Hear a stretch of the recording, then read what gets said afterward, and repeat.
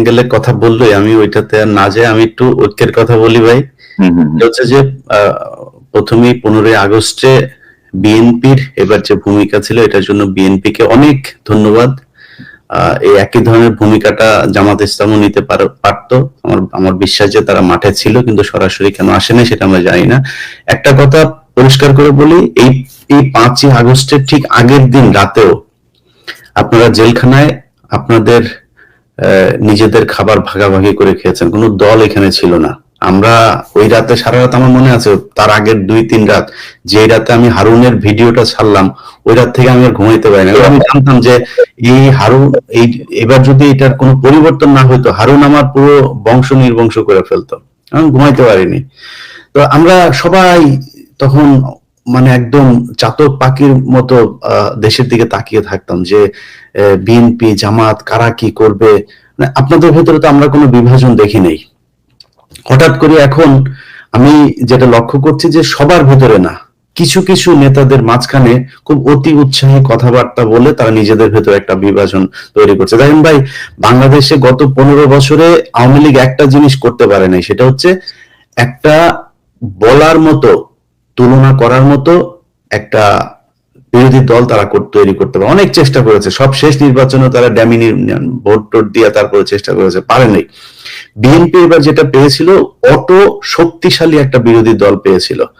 জামাত NCP তারা যদি বিরোধী দলে আসতো, সারা পৃথিবীর কাছে আমার মনে হয় বিএনপির জন্য এটা সবচেয়ে সুবিধাজনক একটা জায়গা থাকতো। ধরেন বিএনপিকে এতদিন ধরে জঙ্গিদের নেতা বলা হয়েছে, এই প্রথম আলো ডেইলি স্টার এরাই বানিয়েছে। এখন জামাত ইসলাম তো হুজুরদেরই দল, জামাত ইসলাম, তারপরে এইদিকে অন্য ইসলামী দলও তার সাথে আছে, এনসিপি। আর বাংলাদেশের মানুষ এমনিতেই 500 মানুষ এক জায়গায় হলে 150 মানুষের মাথায় টুপি থাকে। তো এটা দেখে বিএনপির বিরুদ্ধে যখন সামনে ক্ষমতায় আসার পরে আন্দোলন হতো, বিদেশিরা কি দেখতো যে হুজুরদের বিরুদ্ধে, আর হরতাল মিটিং মিছিল এইসব হলে মারামারি হইতো, পুলিশও একটু মারতো, ইয়েরা দেখতো যে ওকে ঠিক আছে, বিএনপি ইসলামী দলের বিরুদ্ধে অবস্থান নিয়েছে। সো ওই ট্যাবলেট আর বিক্রি করা যেত না যে একমাত্র আওয়ামী লীগই হচ্ছে গিয়ে ইসলাম বিরোধী দল, বা এরা ইসলামের যারা কথা বলে তাদেরকে পেটায়। এই ন্যারেটিভ আর বাংলাদেশের কেউ তৈরি করতে পারতো না, বিদেশিদের কথা বলছি। সো সেই পয়েন্ট থেকে বিএনপি একটা শক্তিশালী বিরোধী দল পেয়েছিল, এবং সেই দল দিয়ে আমার মনে হয় তারা একটা নির্বাচন করতে পারতো না। যদি ভালো না করতো, 5 বছর পরে তারা বিরোধী দলে আসতো, সমস্যা কি? বিরোধী দলে তো এই দেশে অনেকেই ছিল, কোনো সমস্যা হয়নি। তো যখন ফ্যাসিজম এই দেশে মাথা চাড়া দিয়ে উঠলো, তখন হচ্ছে গিয়ে মানুষকে গুম হইতে হয়, খুন হইতে হয়, মানুষ কথা বলতে পারে না, ঘর থেকে ঘরে ঘুমাইতে পারে না, তো এগুলো হয়েছে, আমরা দেখেছি। এখন সেই জায়গার চাইতে আমার মনে হয় ভালো জায়গায় আছে। আমি যদি কাউকে জিজ্ঞেস করি, আপনারা দুইজন আমার সাথে আছেন, কনক ভাই কালকে ফোন দিলাম, কনক ভাই বলছিল ইলিয়াস খুব খারাপ অবস্থা, গত মাসে খুব টেনে টুনে ঘর ভাড়া দিয়েছে। আমাদের এখনো ক্রাইসিস আছে, আমরা অনেক সমস্যার ভেতরে আছে। আমি আমার 2 ছেলেকে নিয়ে কালকে বাজারে গিয়েছি, মানে টার্গেটে গিয়েছে। যাওয়ার পরে আমার বড় ছেলে আমাকে জিজ্ঞেস করছে যে সে একটা খেলনা কিনেছে। খেলনা কেনার পরে তো আমার এই আপনার ওর যেই দামের জিনিসটা কিনেছে, ওর মাথায় কি কাজ করেছে আমি জানি না। যখন ক্যাশে এসছে, তখন ও বলতেছে যে আব্বু এই ও না, আমার পকেট থেকে কিছু টাকা বের করেছে। তো আমার পকেটে প্রায় 7-8টা $100 নোট। ও তখন বললো যে আব্বু তোমার কাছে কত টাকা আছে? ঠিক আছে, আমি বললাম যে এই 700। আমি বললাম কত ডলার দরকার তোমার? সব আছে, তুমি যেটা চাও সেটা। তাহলে আমি আবার দেবো। আবার গিয়ে সে কিনে এসে, মানে হয়তো দেখেছে যে ক্রাইসিস যায়, এগুলো নিজের চোখের সামনে দেখেছে, ওর মাথায় এটা কাজ করেছে। তো আমরা তো এখনো সমস্যার ভিতরে আছি। তারপরেও যদি জিজ্ঞেস করি, পিনাকিদার শরীর অসুস্থ, উনি বেড রেস্টে আছেন, হসপিটালে ছিলেন, এর মাঝখানেও যদি জিজ্ঞেস করি যে দাদা আমরা এখন কেমন আছে, আমার মনে হয় 5 তারিখের চাইতে 1000 গুণ ভালো আছে।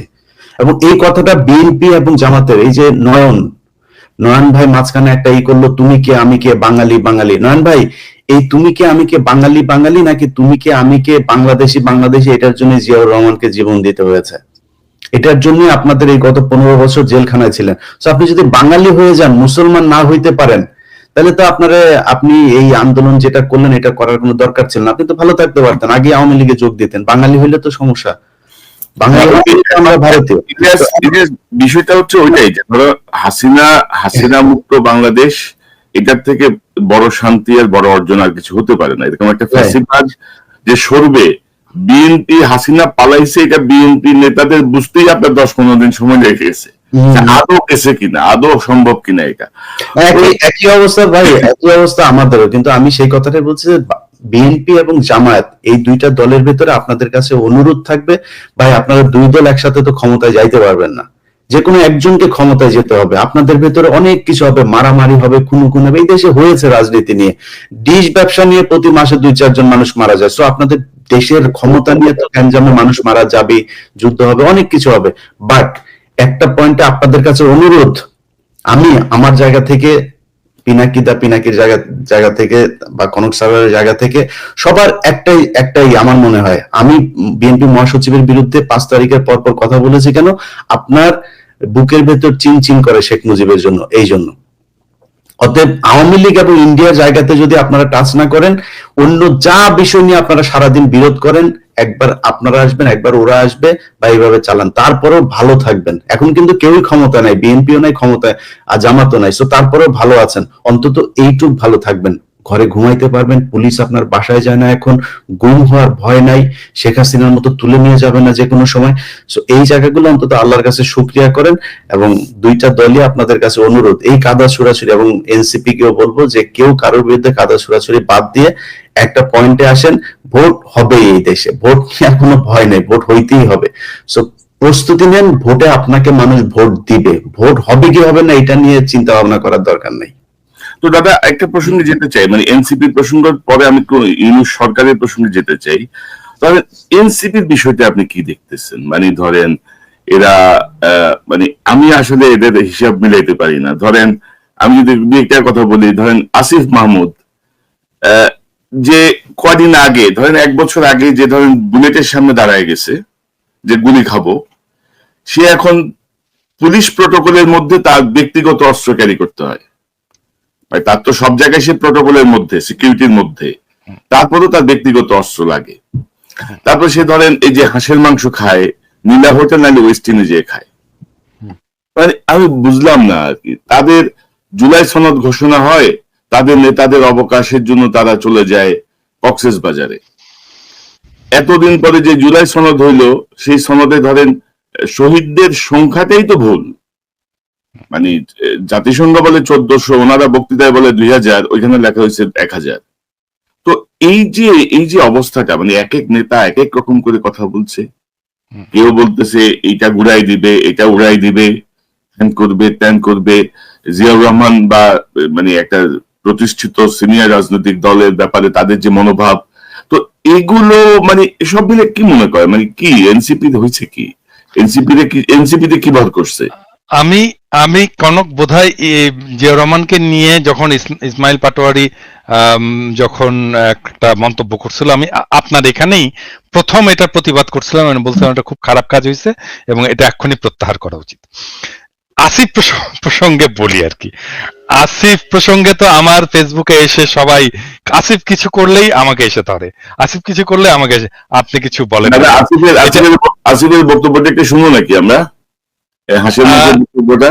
না আমি শুনছি, আপনি দর্শকদের জন্য আলোচনা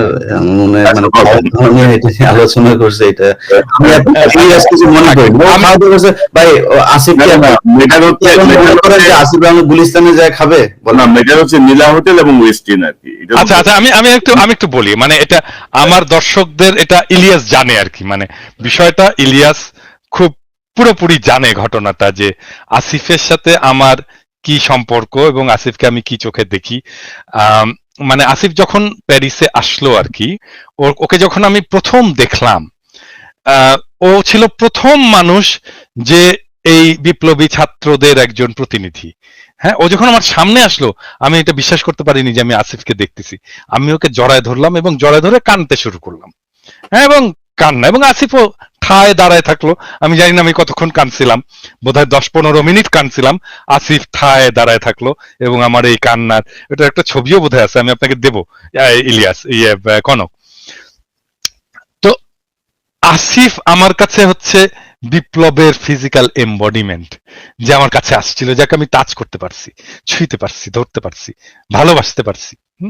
তো একটা আমার সাথে আপনারা জানেন যে আমি খুবই ইমোশনাল মানুষ, এবং সেই অর্থে আসিফের সাথে আমার একটা খুব ব্যক্তিগত ইমোশনাল একটা সম্পর্ক আছে। হ্যাঁ, খুবই ব্যক্তিগত ইমোশনাল সম্পর্ক আছে, এবং ইলিয়াস জানে যে আসিফকে আমি কম বকাবকি করি না, প্রচন্ড বকাবকি করি। মানে এই ছাত্রদের মধ্যে দুইজন আমার বেশি বকাবকি খায়, প্রথম আসিফ আর নাম্বার 2 হচ্ছে হাসনাত। এবং আমি কিন্তু চেষ্টা করি সবসময় যেন আসিফ কোনো ভুল না করে, কোনো মিস্টেক না করে, ওকে কাউন্সেল করা, ওকে শেখানো, ম্যানেজমেন্ট শেখানো। আমি এগুলো ছোটখাটো অনেক বিষয়ে তাকে সাজেশন দিই। ছোট ছেলে, এখন ধরেন যদি কেউ বলে যে মানে আপনি আশকারা দিয়ে দিয়ে আসিফকে এরকম করছেন, বলতে পারে যদি বলে, হ্যাঁ, কিন্তু আমি আসিফের প্রতি ওই স্নেহ, ওই ভালোবাসা, ওইটাকে আমি সবসময় নার্চার করব। আমি আসিফের এই কথাটা বলাটা ঠিক হয়নি, এই যে আমি ওয়েস্টিনে যাই, এই কথাটা বলাটা ঠিক হয়নি, এবং আমি কিন্তু সত্যি খুব রাগ করছি আসিফের উপরে এই কথাটা বলাতে। কারণ কি জানেন, আমি আসিফকে খুব স্পেসিফিক্যালি এই ব্যাপারে, মানে আমার ছোট ভাই যদি মন্ত্রী হতো, আমি ওকে যেভাবে বা ইভেন আমার ছেলের বয়স তো আসলে আসিফ কিসের ছোট ভাই, আমার ছোট ভাই তো অনেক বড়। আমার ছেলে যদি হতো, মন্ত্রী হতো, আমি তাকে যেভাবে তাকে ধরে ধরে ধরে ধরে ধরে ধরে শেখাতাম, আমি আসিফকে কিন্তু এই বিষয়গুলো শিখিয়েছি। আমি কিন্তু ওকে বলছি যে আসিফ, তুমি তোমাকে খুব মিনিমালিজমের উপরে চলতে হবে, খুব অল্প জিনিসে তোমাকে তৃপ্ত থাকতে হবে, খুব বেশি জিনিস, তুমি যখন ভাত খাবে একটা তরকারি দিয়ে ভাত খাবে, একটার বেশি তরকারি নিবে না। আমি বলছি কেন নিবে না, কারণ তোমার দেশের মানুষ একটার বেশি তরকারি দিয়ে ভাত খেতে পারে না। তুমি তার জীবনটা বুঝতে পারবা না তুমি যদি এটা না করো, তুমি এই কাজটা করো। আমি কিন্তু এক্স্যাক্টলি এই কথাটা বলছি। এবং যখন আমি দেখলাম যে আসিফ বলতেছে যে আমি ওয়েস্টিনে যাই, আমার খুব খারাপ লাগছে, আমি খুব বেদনাহত হয়েছি মানে এটাতে, আসিফের এই কথাতে। হ্যাঁ, মানে দাদা ধরেন এদের প্রতি আমাদের শ্রদ্ধা বা এদের প্রতি আমাদের কৃতজ্ঞতার কোনো শেষ নাই, এবং আমরা যে কথা আসিফের প্রতি আমার ভালোবাসারও শেষ নাই। তো আমার ভালোবাসা থাকবে, ও যত মিস্টেক করুক তারপরেও আমার ভালোবাসা থাকবে, কিন্তু মানে ও আমার কথা শোনে না কেন, এটা হচ্ছে আমার কথা। মানে ও কি, মানে আমি যে ওকে এত ভালোবাসি, এত স্নেহ করি, ওকে যে আমি আমার সন্তানের মতো দেখি, তো ও কেন আমাকে ওর ওর জায়গাটায় রাখতে পারে না, ও কেন ওই রেসপেক্টের জায়গাটা রাখতে আমার কথা শোনে না কেন? আমাদের এই নতুন নেতাদের ধরেন যে বডি ল্যাঙ্গুয়েজ বা তাদের কাছে আমাদের যে প্রত্যাশাটা ছিল, সেই জায়গাটায় তারা ধরেন আমাদেরকে অনেক জায়গাতে হতাশ করেছেন, এবং এটা আমরা আশা করি নাই আর কি। মানে এত দ্রুত তাদের এই পরিবর্তনগুলো আসলে চোখে লাগে, আমাদের যেমন লাগে সাধারণ মানুষের চোখে লাগে, সাধারণ মানুষের মধ্যেও এগুলো প্রতিক্রিয়া সৃষ্টি করে যে আপনি এক বছর আগে কি ছিলেন, এখন আপনি কি করছেন, ভবিষ্যতে তাহলে আপনি কি করবেন।